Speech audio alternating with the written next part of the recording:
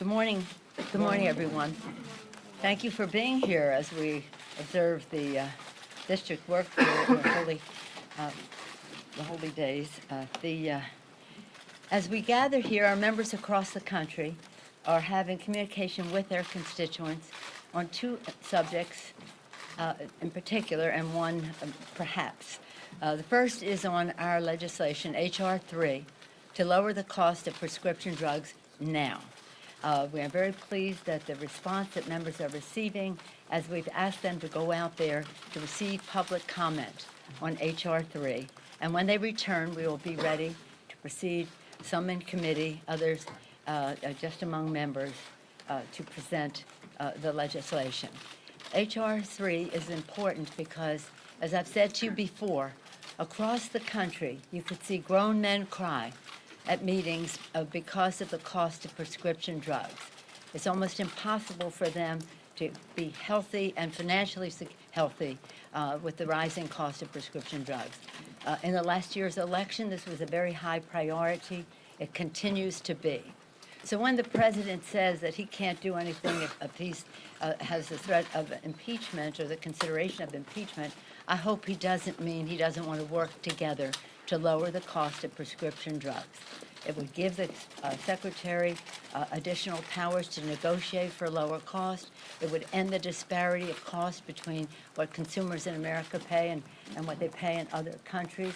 It would have a cap on out-of-pocket expenses for catastrophic Medicare expenses. It would also, in the negotiation, not only be for Medicare, but for all, and it would have an inflation rebate that reverses years of increases. So we're very pleased with the work that has gone into it so far by our three chairmen, Frank Pallone of Energy and Commerce, Richie Neal of Ways and Means, and Bobby Scott of Education and Workforce, and many members as well.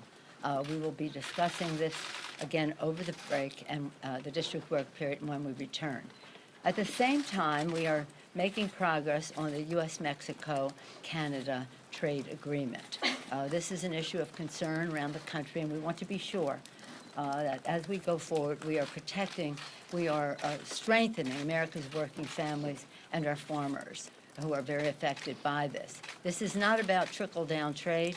We're not trickle-down economics people. We're not trickle-down trade people either, unless it hits home for our workers and our farmers in terms of enforceability. We can't be there yet, but we are on a path to yes. And as you probably know, on Friday, our task force under leadership of Richie Neal and Ways and Means put forth a counteroffer to what the administration has proposed. When we can arrive at a place where not only do we have our issues addressed, but that we have enforceability that will make it real for America's families and farmers, then we can go down that path. I hope again that the president saying because of other actions in terms of upholding the Constitution of the United States that he can't work with us because I do think he wants this U.S.-Mexico-Canada trade agreement, and we want it when it is right in terms of enforceability and that we can work together. At the same time, we're hoping that we can renew our conversations about infrastructure, building the infrastructure of America. As I've said, our agenda last year when we ran was for the people. Lower the cost of health care by lowering the cost of prescription drugs. That's what we're doing. Build the infrastructure of America in a green way so that we can increase paychecks, lower health care, bigger paychecks, cleaner government. Well, I think that we can work with the administration on prescription drugs. I hope so. And infrastructure, I hope so. Clean government, that's more of a challenge. So as we gather here today, we are clearly at a place where we are legislating to try to meet the needs of the American people in a transformative way. We are investigating. We are litigating.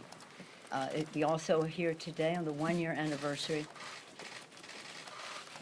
of the Khashoggi, since Khashoggi was killed. It's such a very sad thing. And at the same time, you see the administration schmoozing with the very people who perhaps orchestrated that. Again, it's Yesterday, the Chinese observed their 70th anniversary. At the same time, the president was very positive about that. Well, observing their anniversary is one thing, praising them for it is another when they have serious repression going on right now in China, whether it's undermining the culture, language, and religion of Tibet, whether it's the placing in education camps, 1, 2, or 3, depending on the cost, but at least 1 million Uyghurs, and whether it's the suppression of democracy in Hong Kong and just the violation of human rights throughout China. It's the same fight we've been having for years. For what does it profit a man or a country if he gains the whole world and suffers the loss of his soul? But we seem to be able to ignore the shout-out from our soul on respecting the dignity and worth of every person. So I know many of you are here. Some of you are regulars. Many of you are not. And I said to Mr. Schiff, maybe you should come to all of our meetings. We might get some coverage for what we're trying to do for the American people. But we are very proud of the work of our chairman of the Intelligence Committee. We take this to be a very sad time for the American people, for our country. Impeaching a president or having the investigation to impeach a president is not anything to be joyful about. I don't know that anybody's joyful, but it is a sad time. And as you've heard me say over and over again, the dark days of the revolution, Thomas Paine said, the times have found us. We think the times have found us now. Not that we place ourselves in the category of greatness of our founders, but we do place ourselves in a time of urgency on the threat to the Constitution, a system of checks and balances that is being made. They fought for our independence. They declared independence. They fought and won. They established a democracy. Thank God they made the Constitution amendable so it could always ever be expanding freedom. And we see the actions of this president being an assault on the Constitution. Once we had his even admission to that, we had no choice but to go forward. It's hard. We want to weigh the equities. We want to be fair as we go forward. And we couldn't be better served than by the leadership of our chairman of the Intelligence Committee, Adam Schiff, and my honor, too, for them to you now. Thank you, Madam Speaker, and thank you for leading the entire House of Representatives through this very fraught time in the history of the Congress, indeed the history of the country. I also want to express my own condolence once again to the family of Jamal Khashoggi, who bravely sought to advocate for free expression in Saudi Arabia, and it cost him his life. We are deeply in his debt, and we are determined to bring about justice for those who were responsible for that heinous murder. It's also an appropriate time to recognize the danger facing journalists all over the world. In terms of the issues that we've been focused on this week, I want to give you a brief update of what has transpired really just within the last week.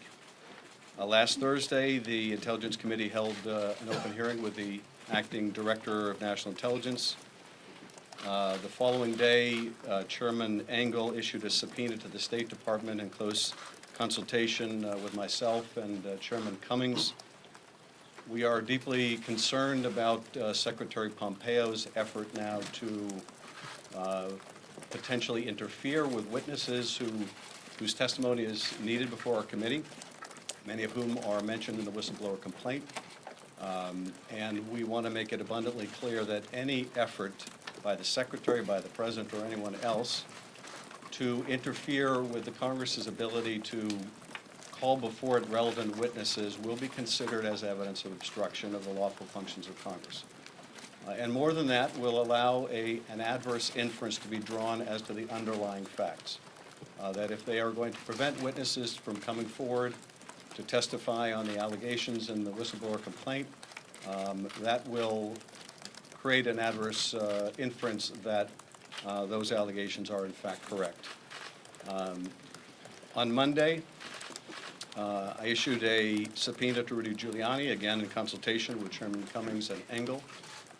We expect Mr. Giuliani to comply with the legal process we are using. He is obviously a key figure in all of this by his own admission as well as by the allegations in the whistleblower complaint. Today, and just within the last half hour, Chairman Cummings noticed a subpoena that will go out later this week or next week after the notice period has expired, that committee intends to subpoena documents that the White House has been withholding from Congress. We are obviously coordinating very closely with Chairman Cummings on that. On Thursday, Ambassador Volker is scheduled to appear before our committee. And on Friday, the Inspector General of the IC, Mr. Atkinson, will appear before the committee and testify as well. The last time that the Inspector General testified, we did not have the complaint. We now do. And we certainly intend to ask the Director about the efforts that were made to corroborate that complaint, which we now know the Inspector General found both credible and urgent. Next week, we have also scheduled a deposition or interview with the former U.S. Ambassador Yovanovitch to Ukraine, and we are in discussion with other State Department witnesses to secure their depositions. So we've been very busy, as you can tell, this week. We're going to be very busy again next week. We are proceeding deliberately, but at the same time, we feel a real sense of urgency here that this work needs to get done, and needs to get done in a responsible period of time. Thank you. Chairman Schiff. Just a moment, please. I'll decide who asks the question. Do we have any questions first on the work to meet the needs of the American people in terms of USMCA and the HR 3 on that subject? How do you envision working with this president on these key Democratic agenda items, lowering prescription drug costs, ensuring tougher gun safety measures, as you're actively considering whether to remove them But they from have office? nothing to do with each other. We have a responsibility to uphold our oath of office, to support and defend the Constitution of the United States. We also have a responsibility to get the job done for the American people. The president has said he wants this U.S.-Mexico Canada trade agreement to go forward, and we are awaiting the language on enforceability. So does it mean that he can't do that? That's really up to him. And I do expect that he does want that, and that he does need that, and that he's not going to blame it on us because we are honoring our oath of office. And then he says that he wants to lower the cost of prescription drugs. The American people want us to do that. So as the president saying, if you question my actions, I can't agree on any subject, then the ball is in his court on that. But many of you have always been interested in USMCA. Any ongoing interest there? Yeah, on the USMCA, the president keeps saying that the USMCA will pay for his wall. How does money generated by the USMCA work its way into the general fund to be appropriated by Congress to pay for any wall? It doesn't. Okay. Madam Speaker. No, I'm not calling you. I'm calling this young lady here. Thank you, Thank Madam you. Speaker. Lisa from PBS NewsHour. Thank you for having this news conference. A question for you and one for Chairman Schiff. For you, do you have plans or have you taken off the table the idea of a full House vote on an I'm impeachment first, inquiry? excuse me, dear. I'm at first doing Oh, I'm sorry, I thought you'd HR 3. Anyone on HR 3? Does anybody in this room care about the cost of prescription drugs and what it means to America's working families? From time to time, you've asked those questions. Does anyone care about the USMCA? U.S. Mexico, Canada? Is there a hard, fast date on when you need this to be resolved on This being what? USMCA? No, I'd like, we're on a path to yes, as far as the trade agreement is concerned. And at some point, I'm just saying it's either yes or no. We either have enforceability or we don't.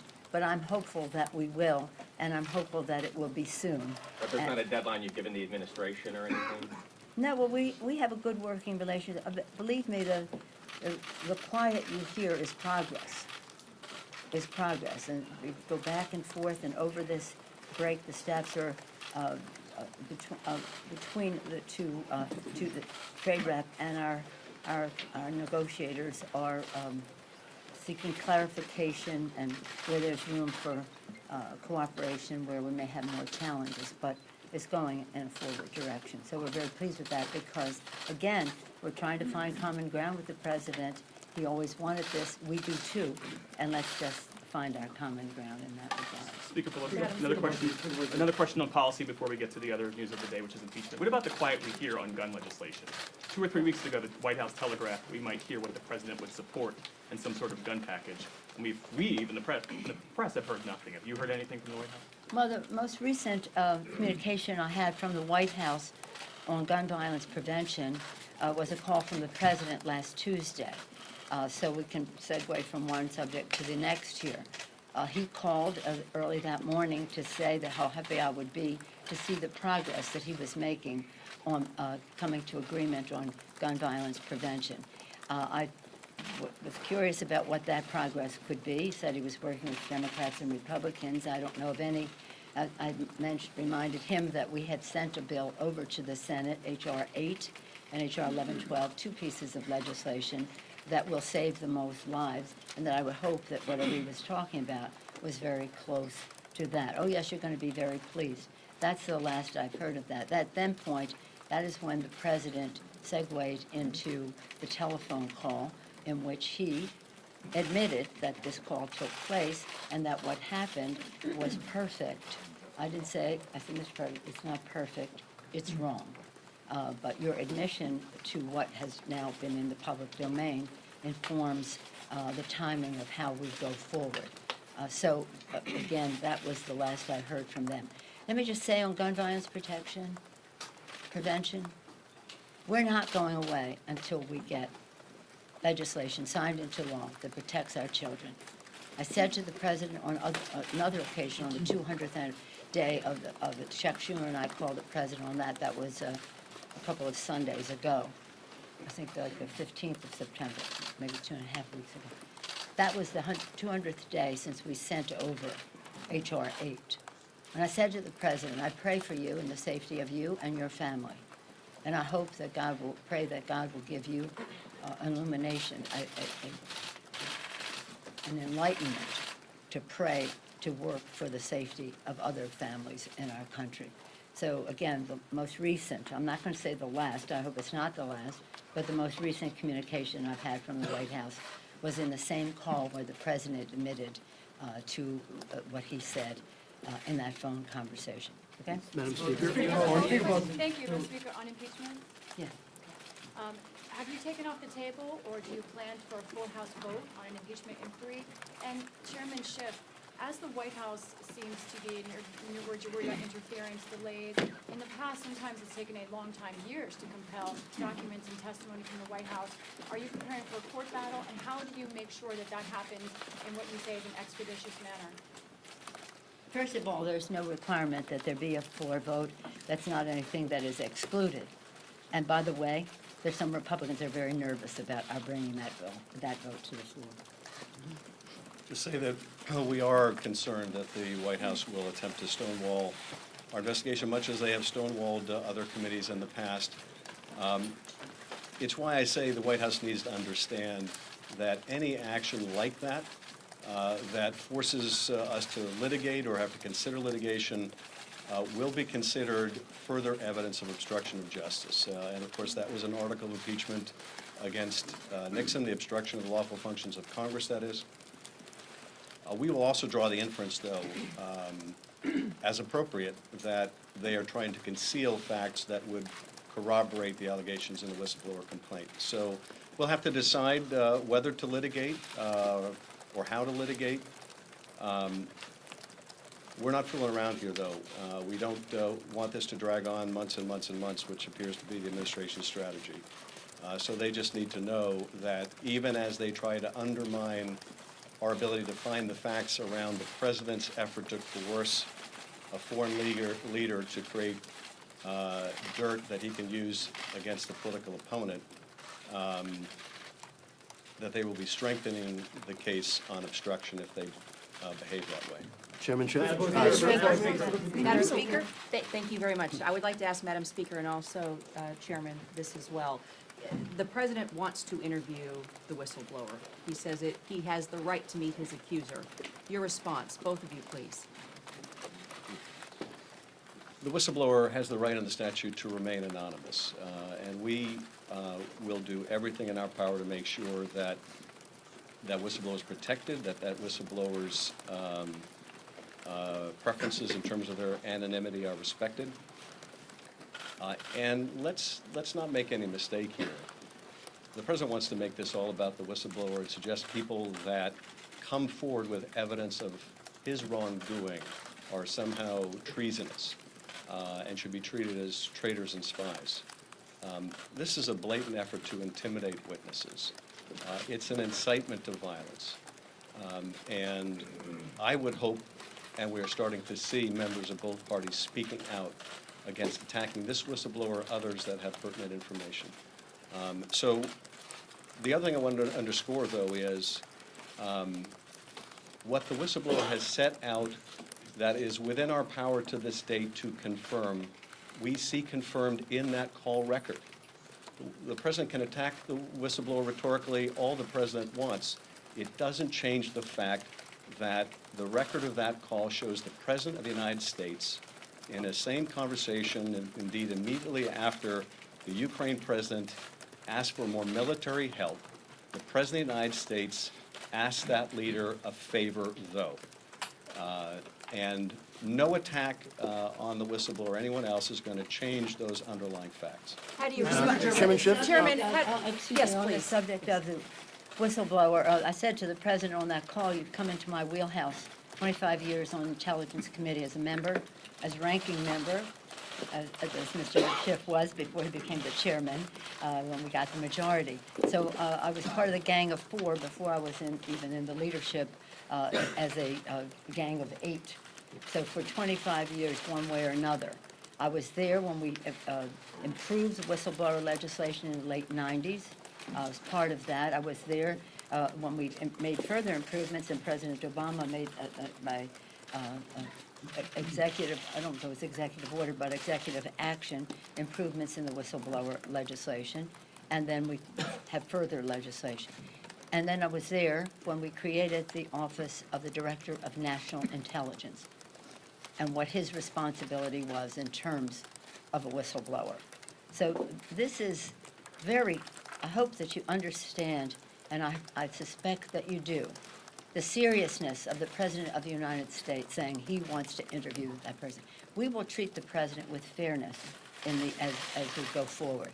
We will have investigations and questioning that are worthy of the Constitution of the United States. It's unworthy of the Constitution of the United States to do what he did in that call, and he admitted to me, he said it's perfect. No, it's not perfect, it's wrong. A, and B, that protecting whistleblowers is a very, very important requirement that we have. The intelligence community recognizes the importance of whistleblowers. Protecting whistleblowers who see wrongdoing of any kind in our government is essential. The president probably doesn't realize how dangerous his statements are when he says he wants to expose who the whistleblower is and those who may have given the whistleblower that information. This is a very serious challenge that the president has put there. It's very sad. I don't see impeachment as a unifying thing for our country. I weighed those equities hard and long till I had the president's admission that he did what he did. So, Madam Speaker, one big picture question and one logistical question, just following up on what you just said. Some Republicans have said that the president's phone call wasn't great, but that it isn't an impeachable offense. Is it possible that you're making too much of one phone call? Absolutely not. I want to yield to you. Well, if you think about what the framers were concerned about at the time of the drafting of the Constitution, they were paramountly concerned about foreign interference in American affairs. They wanted to ensure that the President of the United States was defending the interests and national security of the United States and not corruptly, secretly advancing some private agenda with a foreign power. It's hard to imagine a set of circumstances that would have alarmed the founders more than what's on that call, where you have a president using the full power of his office to try to effectively coerce a foreign leader that is completely dependent on our country for military, economic, diplomatic, and other support, to intervene in our election to help his campaign. It's hard to imagine a more corrupt course of conduct. So to my Republican colleagues that say, there's nothing to see here, or yeah, it's bad, but is it really something you'd remove from the president from office for? They're going to have to answer, if this conduct doesn't rise to the level of the concern the founders have, what conduct does? Now, we only know some of the facts at this point. The call record seems to be pretty indisputed. The suspension of military assistance is undisputed now. The sequestration of this call record and maybe others into a file in which they were never supposed to be placed, a file that is for classified information of the highest order, covert action, for example, those facts are not contested. But all the facts around that, we still need to flesh out. What was the State Department's role? What was the Secretary's role? What was the role of the Attorney General? There's a great more that we need to know to understand the full depth of the President's misconduct. And maybe when that comes out, it will persuade some of those Republicans to recognize the gravity of the situation. But I think we have to be realistic here.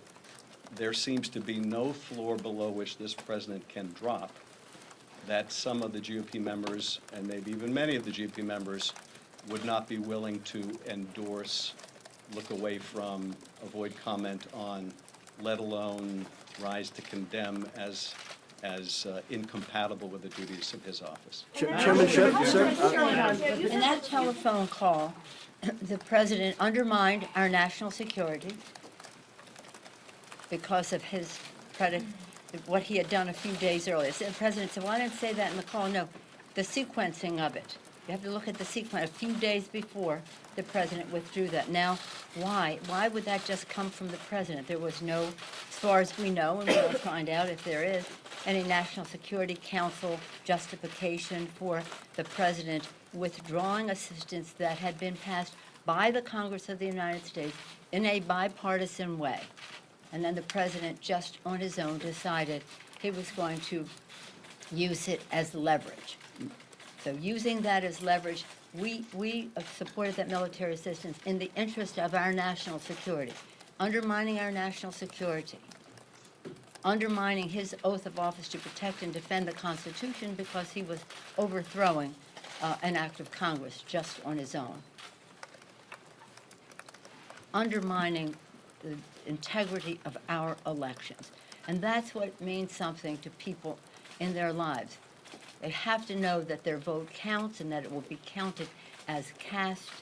And this President of the United States is stooping to a level that is beneath the dignity of the Constitution of the United States. And our founders, since the chairman mentioned our founders, they put guardrails in the Constitution because they knew there might be someone who would overplay his or her power.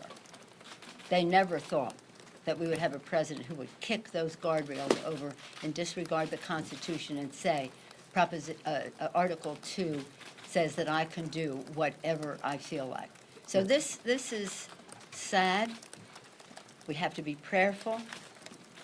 We have to be worthy of the Constitution as we go forward. We have to be fair to the president, and that's why this is an inquiry and not an outright impeachment. And we have to give the president his chance to exonerate himself, but he thinks what he did was perfect. So we have that situation. But I say to my colleague, calmness, quiet, so that we can hear, what is being said in this regard. Again, when on that very day, September 17th, that was Constitution Day, a Tuesday. 2 Tuesdays ago from yesterday. That was when that explosion hit of what possibly happened in that phone conversation, which the president confirmed to me in our call. Madam Speaker? And that day, is the day we observe the adoption of our Constitution, September 17th. On that day, way back when Benjamin Franklin left Independence Hall, people said to him, "What do we have, Dr. Franklin, a monarchy or a republic?" He said, "A republic, if we can keep it." It is our responsibility to keep that republic with the genius of a separation of powers, see three co-equal branches of government, each a check and balance on the other. Separation of power, a republic, if we can keep it. That's our responsibility. That's the oath of office that we take, and that is what is one of the reasons why we just have to look at the facts and the Constitution. Any other objections people may have to the president have no place in this discussion in terms of, is he too cowardly to protect children from gun violence? Is he too cruel to protect dreamers? Is he too in denial to understand climate change? The list goes on. Save that for the election. This is about the facts relating to the Constitution, and that is how we will proceed, with dignity, with respect, prayerfully, and again, worthy of the sacrifice of our founders, the sacrifice of our men and women in uniform who fight for our freedom, and the aspirations of our children so they'll live under future presidents who will honor the Constitution of the United States. Thank you all. Madam Speaker, will you consider using the power of inherent contempt?